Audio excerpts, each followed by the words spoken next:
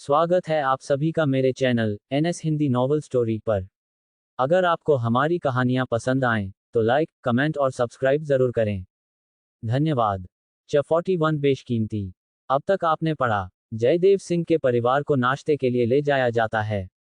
जब वह dining table की चेयर्स बैठने जाते हैं, उनके सामने 30 से 40 तरीके के व्यंजन सजे हुए होते हैं। उनको ये देखकर उनकी आंखें फटी की फटी रह जाती हैं। इतना सारा देखकर इतना तो उनके घर में भी नहीं बनता है, 4 से 5 ही तरीके के खाने बनते हैं। टेबल को सजाने के लिए कितने ही कर्मचारी लगे हुए थे। जयदेव सिंह सिरोही का परिवार नाश्ता करने लगता। अब आगे, उदयपुर, राजस्थान, राजमहल में सिरोही परिवार नाश्ता करने के बाद बैठक रूम में आराम करने चले जाते हैं। 2 घंटे बाद पूजा शुरू होने वाली है।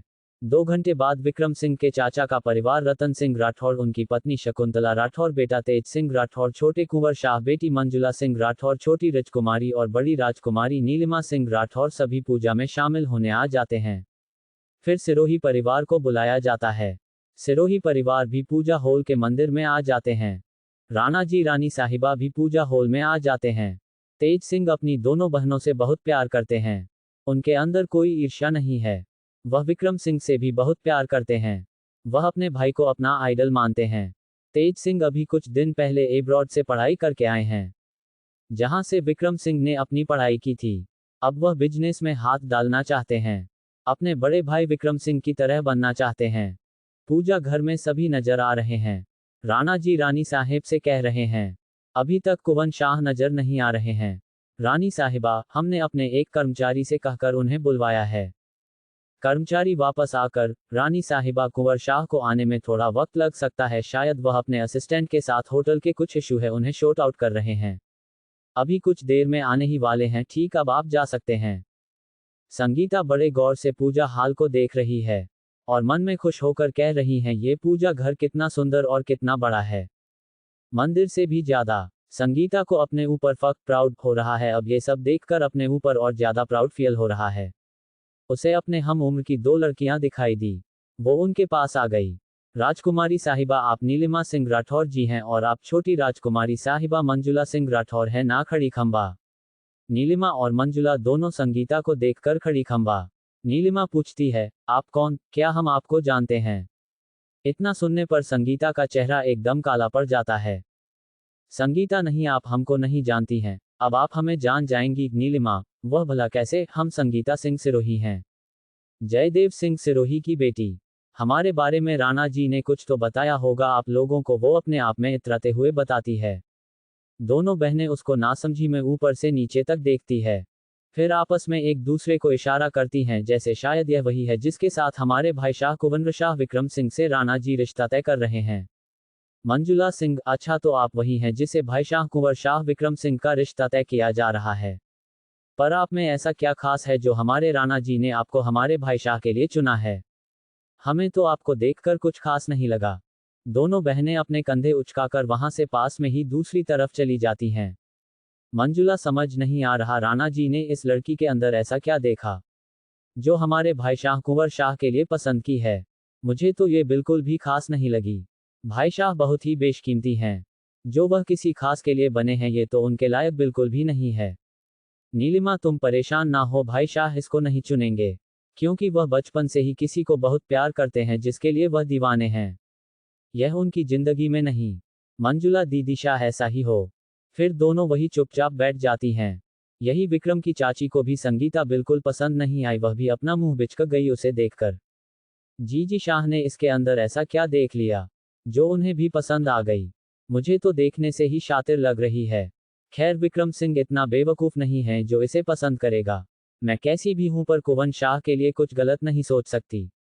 इतना तो मैं जानती हूं, विक्रम सिंह बहुत काबिल है, उसको कोई खास ही डिजर्व करती है इस जैसी लड़की नहीं। खैर, देखते हैं उसके नसीब में कौन है। अपने आप में बड़बड़ाते हुए चलो शकुंतला, पूजा होने में कुछ देर ही बाकी है। इधर संगीता को अपनी इंसल्ट महसूस हुई। उसने अपने मन में सोचा लिया, एक बार मेरी शादी कुंवर शाह विक्रम सिंह से हो जाए, फिर देखती हूँ मुझे इन दोनों का क्या करना है। संगीता के परिवार विक्रम सिंह को देखने के लिए बड़ी बेसब्री से उसका इंतजार कर रहे हैं। पूजा की तैयारी लगभग पंडित जी ने कर ली है। विक्रम सिंह कुछ देर में अपने असिस्टेंट जीवेश के साथ पूजा हाल में आ जाता है। जयदेव सिंह का परिवार उसको देखते ही रह जाते हैं। संगीता तो लगभग बेहोश ही होने वाली थी। इतना हैंडसम, इतना खूबसूरत, जैसे उसका दिल ही निकल कर बाहर आ गया है। ये तो तस्वीर से भी ज्यादा हैंडसम है। America, Los Angeles, Hollywood Edition hotel में अभिषेक अमित से। इंडिया में आज दिवाली मनाई जा रही होगी क्योंकि वहां अभी रात हो रही होगी और यहाँ दिन। क्या तुम कभी दिवाली नहीं मनाते? अमित, सालों बीत गए होली दिवाली मनाए हुए, अब तो याद भी नहीं रहे त्योहार कैसे मनाते हैं। इतना कहकर अमित चुप हो जाता है। अभिषेक उदासी से, मैं इस बार नहीं जा सका घर। इस बार माँ को बहुत दुख हुआ था इंडिया वापस न आने का। मैंने डायरेक्टर लुई जेम्स से बहुत कोशिश की बॉस के साथ वीडियो कॉन्फ्रेंस मीटिंग कर ले, मुझे इंडिया जाना है, दिवाली का समय है। साला वो माना ही नहीं, उसे तो आमने सामने ही मीटिंग करनी थी। अमित, तुम्हारे घर में कौन कौन है? अभिषेक, माँ, एक छोटी बहन है और एक छोटा भाई है। बहन का रिश्ता एक अच्छे परिवार में तय कर दिया है, जो 2 महीनों के बाद उसकी शादी है। अमित, आपने अपने पापा के बारे नहीं बताया। अभिषेक चुप हो गया, फिर थोड़ी देर में बताने लगा। जब हम छोटे थे पापा बहुत शराब पीकर आते थे और घर में खर्चा भी नहीं देते थे।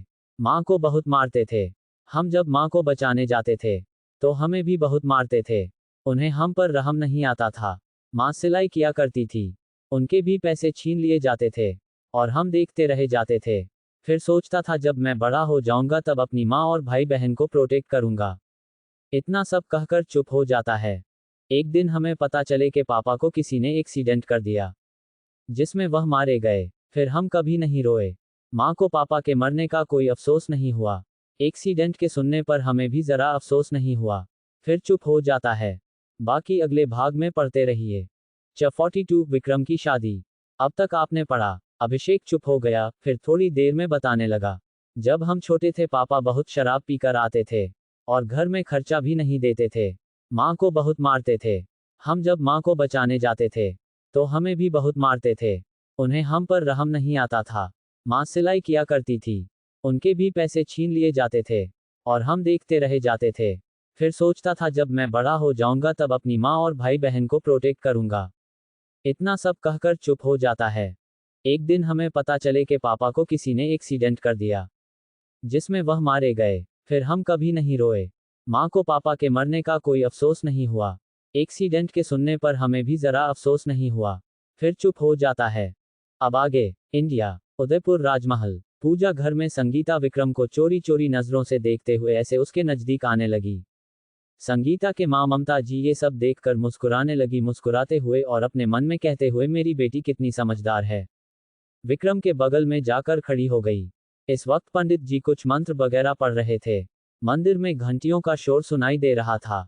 फिर धीरे धीरे पूजा बढ़ने लगी। रानी साहिबा और राणा जी दोनों ने मिलकर आरती की थाल पकड़ी और लक्ष्मी जी गणेश जी की आरती करने लगे। उनकी आरती होने के बाद विक्रम सिंह के चाचा रतन सिंह राठौर और चाची शकुंतला सिंह राठौर ने मिलकर आरती की।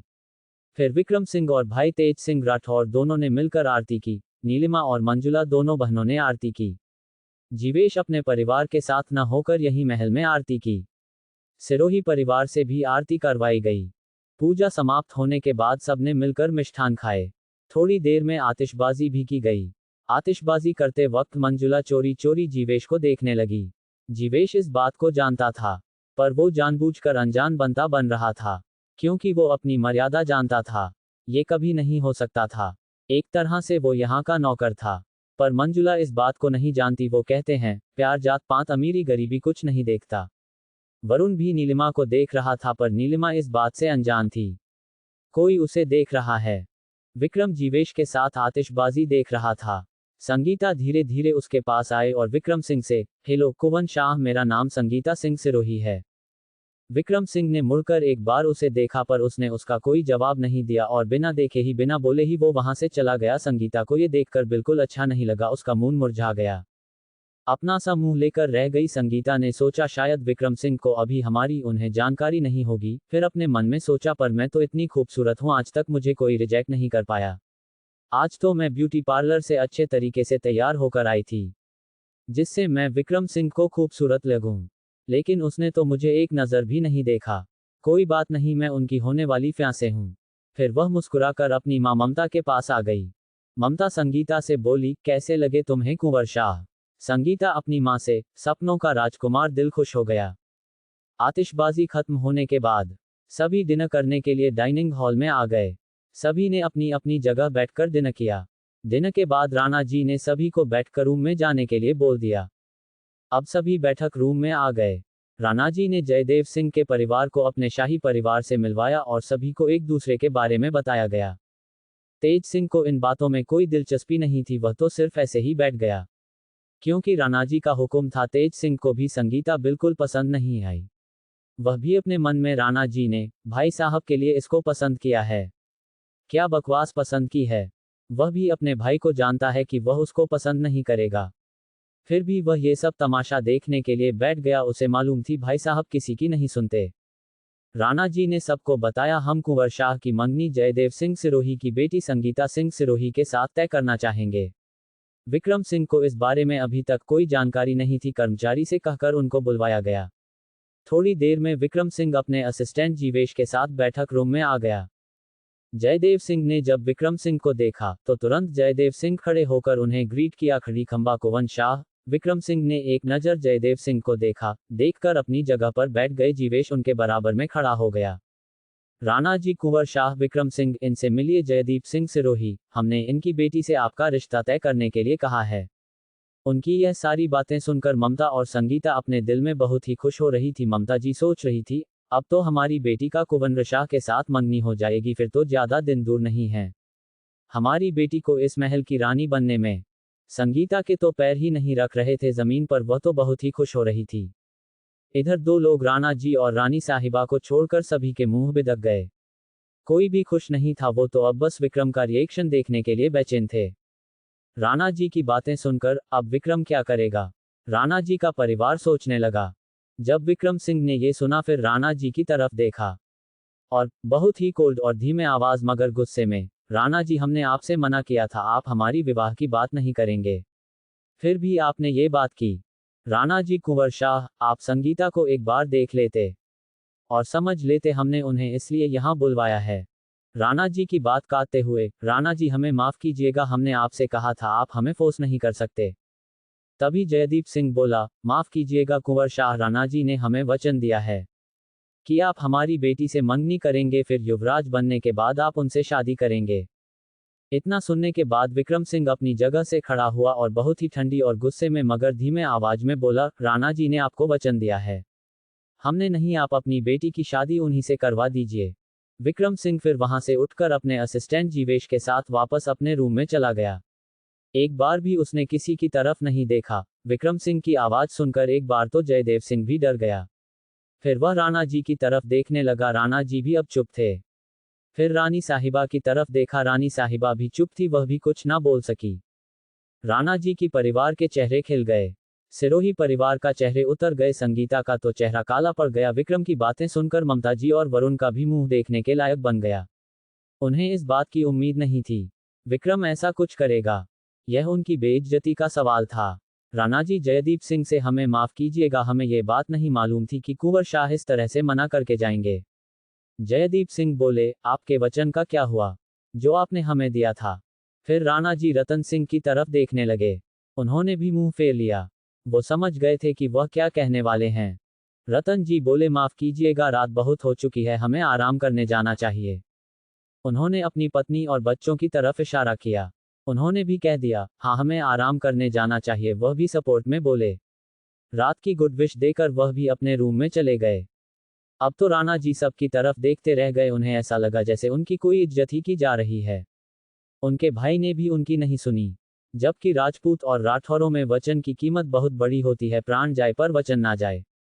अब उसे रूम में राणा जी, रानी साहिबा और उनकी बेटी नीलिमा और सिरोही परिवार रह गया। विक्रम की बात सुनकर अब जयदेव सिंह का परिवार क्या करेगा, संगीता का क्या हाल होगा, क्या संगीता इस रिएक्शन को या विक्रम को पाने के लिए क्या करेगी। आगे के भाग पढ़ने के लिए mysterious Mumbai girl please comment और रिव्यूज दीजिए और मेरे इस चैप्टर को आपका बहुत बहुत धन्यवाद। 43 मूवी की स्क्रिप्ट। अब तक आपने पढ़ा। रतन जी बोले, माफ कीजिएगा, रात बहुत हो चुकी है, हमें आराम करने जाना चाहिए। उन्होंने अपनी पत्नी और बच्चों की तरफ इशारा किया, उन्होंने भी कह दिया, हाँ हमें आराम करने जाना चाहिए। वह भी सपोर्ट में बोले। रात की गुड विश देकर वह भी अपने रूम में चले गए। अब तो राणा जी सबकी तरफ देखते रह गए, उन्हें ऐसा लगा जैसे उनकी कोई इज्जत ही की जा रही है। उनके भाई ने भी उनकी नहीं सुनी। जबकि राजपूत और राठौरों में वचन की कीमत बहुत बड़ी होती है, प्राण जाए पर वचन ना जाए। अब उसे रूम में राणा जी, रानी साहिबा और उनकी बेटी नीलिमा और सिरोही परिवार रह गया। अब आगे बैठक रूम में राणा जी, रानी साहिबा और जयदेव सिंह सिरोही का परिवार अकेला रह गया। जयदेव सिंह गुस्से से उठे और अपने परिवार के साथ वापस जाने लगे। राणा जी ने जयदीप सिंह कहा, अभी हम कुछ नहीं कर सकते हैं, हमें इस बात से अनजान थे कि कुंवर शाह ऐसा कुछ करेंगे। हम ये भी नहीं जानते थे आपकी बेटी को देखकर भी ऐसा रिएक्शन करेंगे।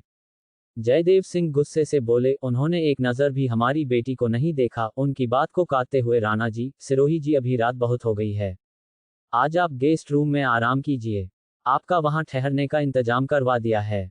रही बात कुंवर शाह की तो इस बारे में हम कल बात करेंगे। इतना कहकर राणा जी और रानी साहिबा जी दोनों अपने रूम में चले जाते हैं। गेस्ट रूम में संगीता का रो रो के बुरा हाल हो रहा था। ममता जी संगीता को चुप करवा रही थी। मम्मी, क्या मैं सुंदर नहीं हूं? कुंवर शाह ने एक नज़र भी हमारी तरफ नहीं देखा और सीधे फॉरवर्ड मना कर दिया। उद्धरण चिन्ह। वरुण सिंह, कुंवर शाह ने आपने हमारी बहन को मना करके सही नहीं किया। हम आपसे बदला लेकर रहेंगे। मम्मी, क्या अब हमारी शादी कुंवर शाह से नहीं होगी? हमारा जो सपना है पूरा नहीं होगा? क्या हम इस महल की रानी साहिबा नहीं बनेंगे? ममता जी, आप इस महल की रानी जरूर बनेंगी, चाहे हमें आपके लिए कुछ भी करना पड़े। संगीता, सच्ची मोम, ममता जी, हाँ बिल्कुल ऐसा ही होगा। वरुण सिंह सिरोही, मोम, मुझे राजकुमारी नीलिमा बहुत पसंद आई है, हम उनसे शादी करना चाहते हैं। ममता सिंह, पर हमने सुना है उनकी दिल्ली में एक बड़े बिजनेस के साथ रिश्ता तय हो चुका है और कुछ महीनों में उनकी शादी भी है। वरुण सिंह सिरोही, मोम, ये आप क्या कह रही है? हम तो उन्हें मन ही मन चाहने भी लगे। पहली बार हमें कोई पसंद आया है। लड़कियां हमने बहुत देखी, हमें नीलिमा जैसी शाही लड़की और इतनी खूबसूरत लड़की नहीं देखी। मोम उदास हो जाती है, मेरे दोनों बच्चे। जयदेव सिंह सिरोही, इस वक्त हमें अपनी बेटी संगीता के बारे में ज्यादा सोचना है, जिससे वो यहाँ की रानी बन सके। हम राणा जी का वचन खाली नहीं जाने देंगे। राणा जी का रूम। राणा जी, रानी शाह, हमें समझ नहीं आता कुंवर शाह इतने रूड कैसे हो गए। रानी साहिबा, हमने भी नहीं सोचा था कि कुंवर शाह ऐसा कुछ करेंगे।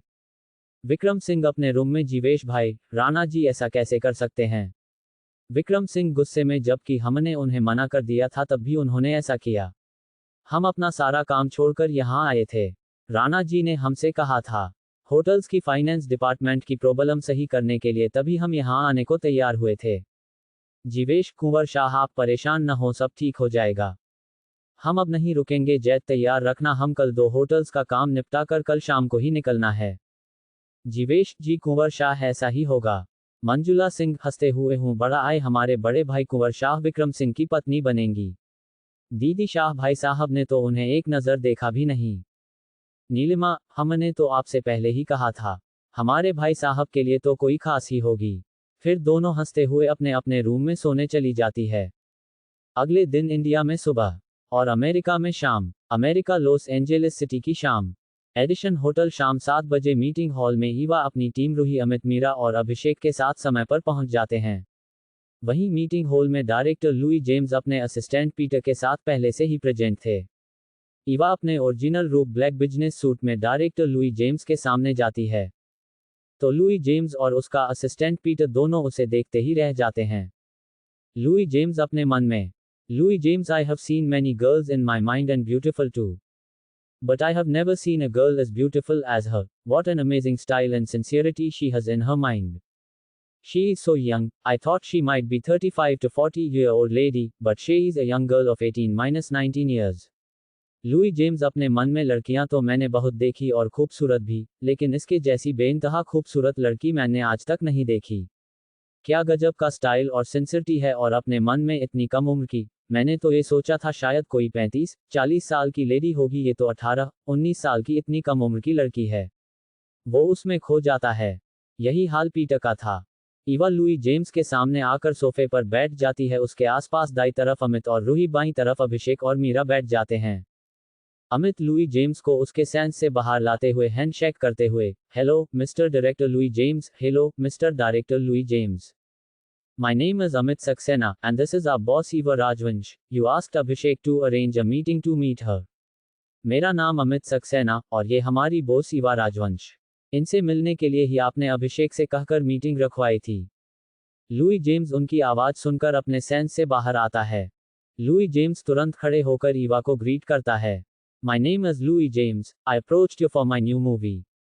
मेरा नाम लुई जेम्स है, मैंने ही आपको अपनी नई मूवी के लिए अप्रोच किया था। ईवा भी खड़े होकर लुई जेम्स को ग्रीट करती है। एंड माई नेम्स ईवा राजवंश, और मेरा नाम ईवा राजवंश। लुई जेम्स की बात सुनकर ईवा लुई जेम्स से, Eva Louis James okay, tell us some details about the script of your movie. ठीक है, आप अपनी मूवी की स्क्रिप्ट की कुछ डिटेल बताएं। जब तक सभी के पास एक वेटर कॉफ़ी और स्नैक्स रख जाता है। अब सभी के हाथों में कॉफ़ी के मग हाथ में होते हैं। लुई जेम्स अपनी नई मूवी की स्क्रिप्ट बताने लगता है। ईवा बहुत ध्यान से मूवी की स्क्रिप्ट डिटेल से सुनती है। स्क्रिप्ट सुनने के बाद ईवा लुई जेम्स से कहती है, why do you think so? I will invest my money on your movie. आपको ऐसा क्यों लगता है? मैं आपकी इस मूवी पर अपना पैसा इन्वेस्ट करूंगी। Louis James, because the story of my movie is completely different. I am the writer of this movie as well as the director. This movie has action along with suspense, thriller and adventure. It will keep the audience captivated, due to which the public will be entertained to the fullest. That is, full value for money. Louis James, क्योंकि मेरी movie की कहानी एकदम अलग है, इस movie का लेखक भी मैं हूं और डायरेक्टर भी। इस मूवी में सस्पेंस, थ्रिलर और एडवेंचर के साथ एक्शन भी है। ये दर्शकों को बांध कर रखेगी, जिससे पब्लिक का मनोरंजन भरपूर होगा, यानी फुल टून पैसा वसूल। Eva Louis James, actor and actresses of this movie will be new और ओल्ड। ईवा लुई जेम्स से, इस मूवी के एक्टर और एक्ट्रेसेस न्यू होंगे या ओल्ड होंगे? Louis James, I did not understand what you said. Louis James, ma'am मैं आपकी बात को समझा नहीं। संगीता कुवन विक्रम सिंह को कैसे हासिल करेगी? क्या ईवा लुइस जेम्स की फिल्म के लिए हामी भरेगी?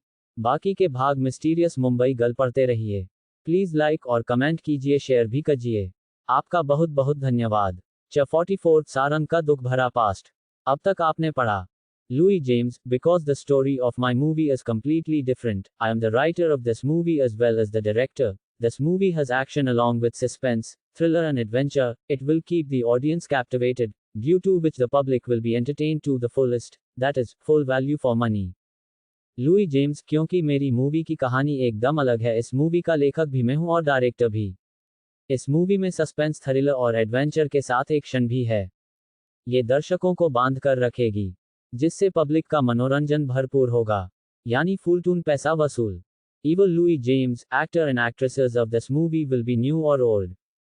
ईवा लुई जेम्स से, इस मूवी के एक्टर और एक्ट्रेसेस न्यू होंगे या ओल्ड होंगे?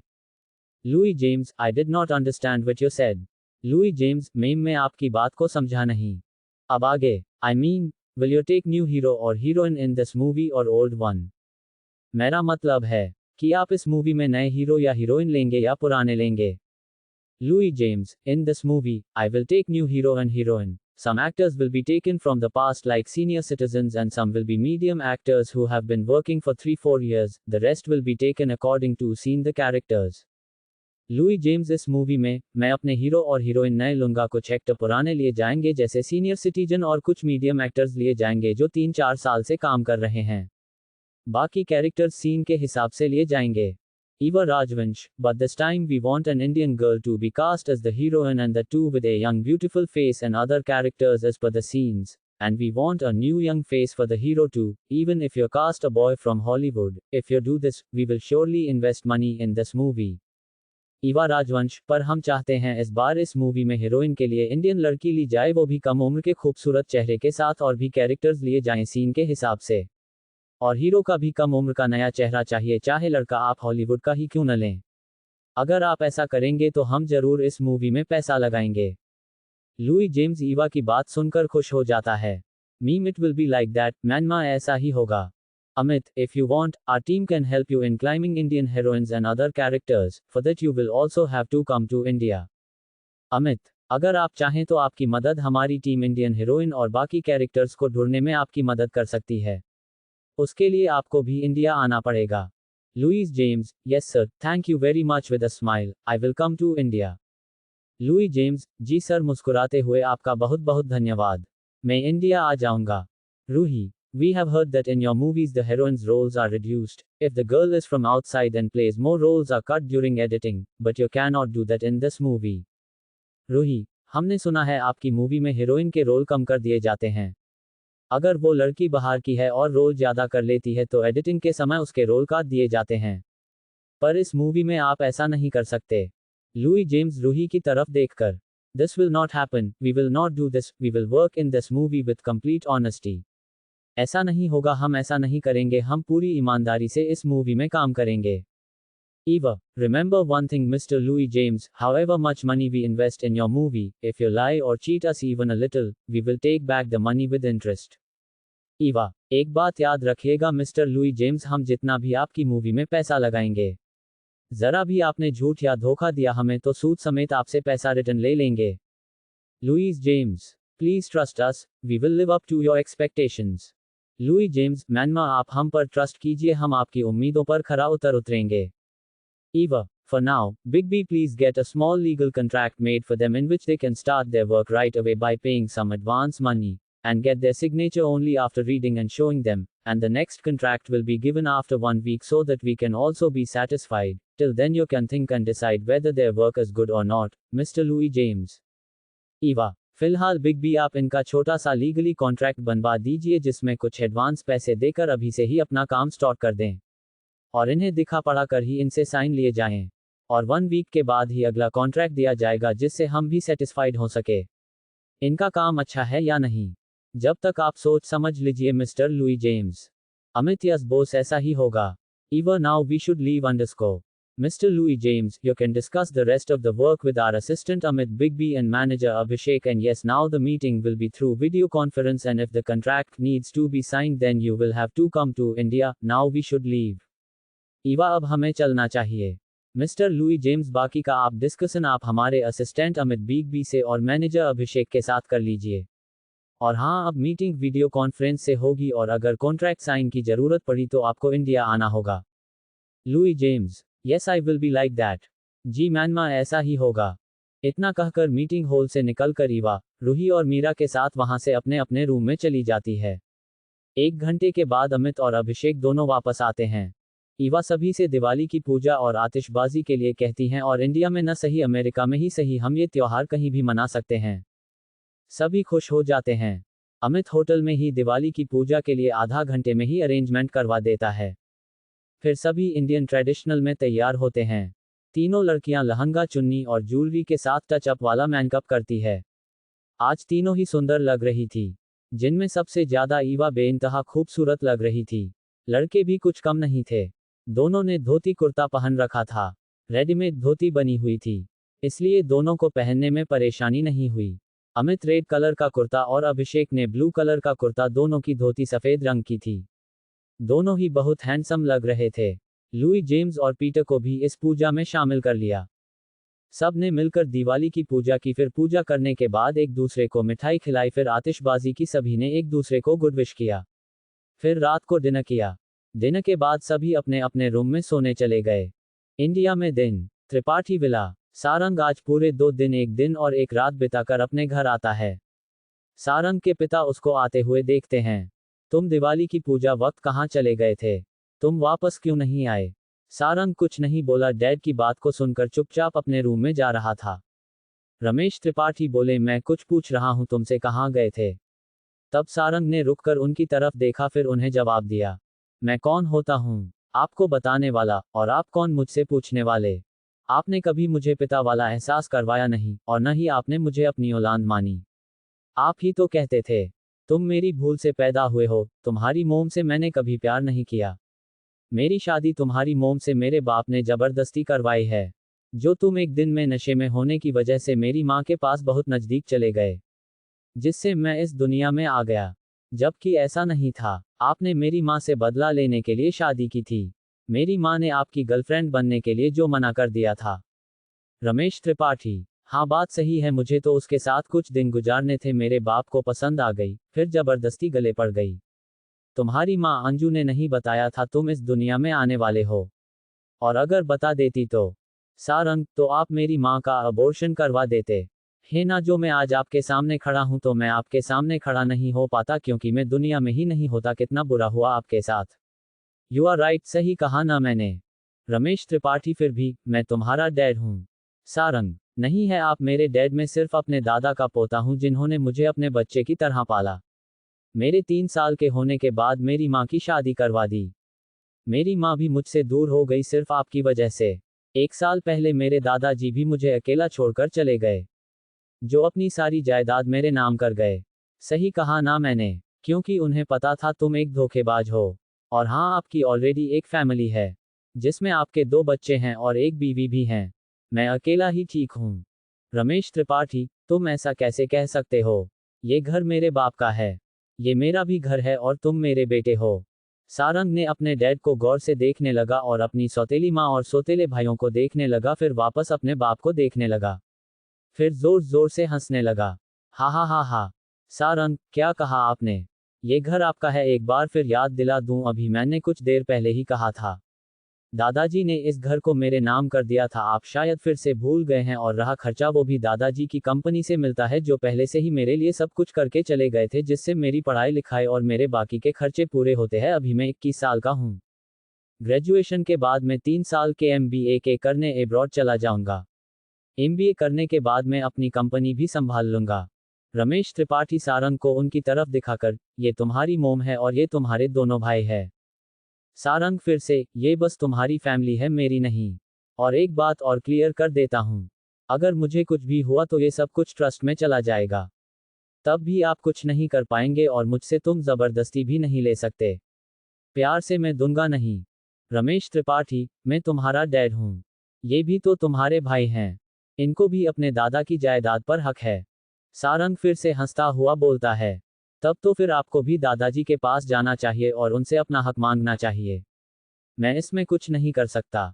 कल जब मैं टेबल पर बैठा था नाश्ते के लिए, तब आपने मेरे बारे में एक पल को भी नहीं सोचा और मुझे ही दूसरी जगह बैठने के लिए बोल दिया।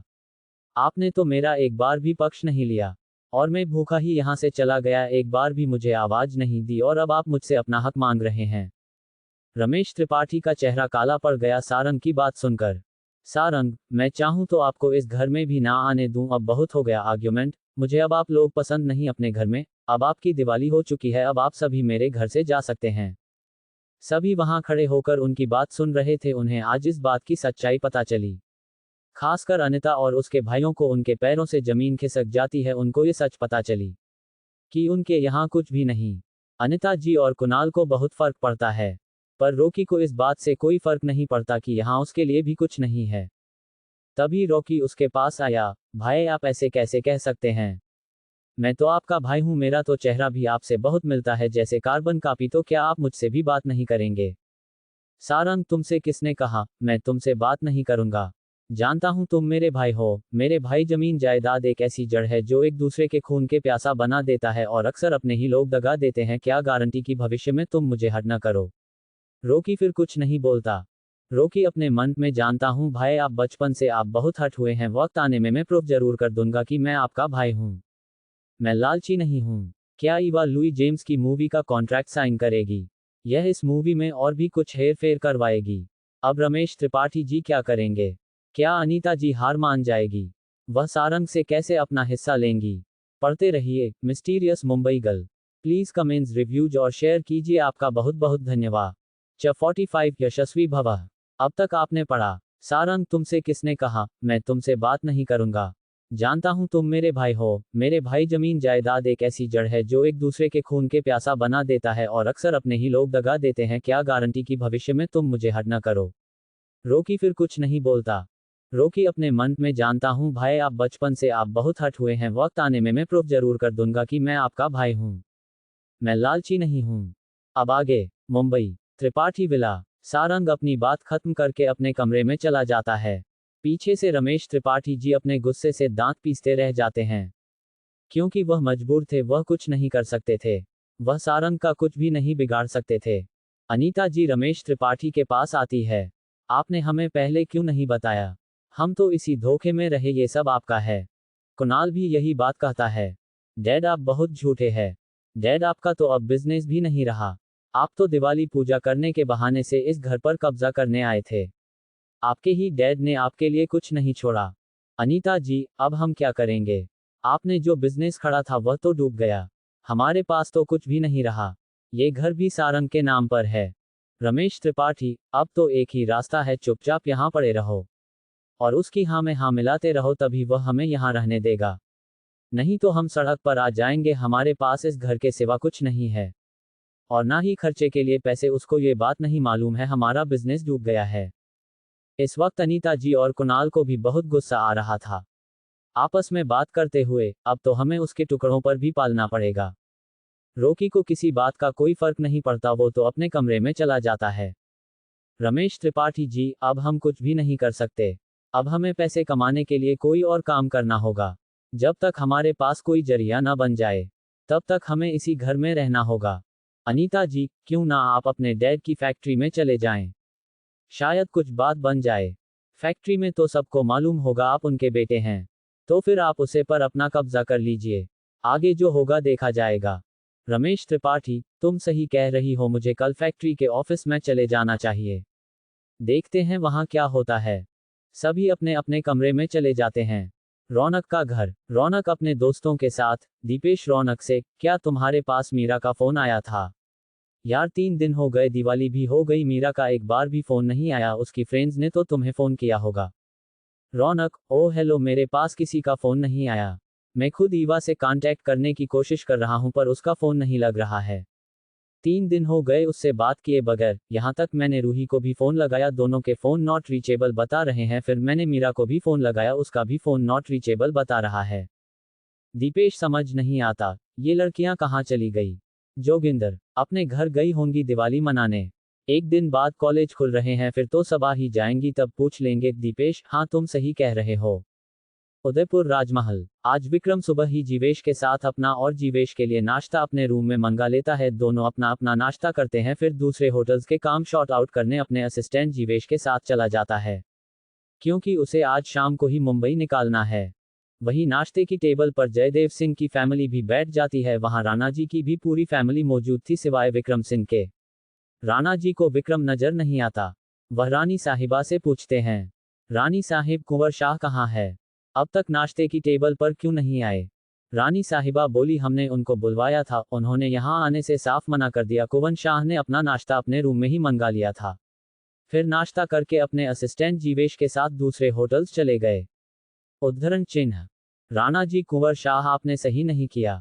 वही जयदेव सिंह सिरोही जब सुनता है कुंवर शाह अपना नाश्ता अपने कमरे में करके बहुत पहले ही अपने रूम से होटल्स के लिए चले जाते हैं, उन्हें बहुत गुस्सा आता है। वहीं संगीता का मुंह लटक जाता है। फिर वो सभी की तरफ देखती है और उदास होकर अपना नाश्ता करने लगती है।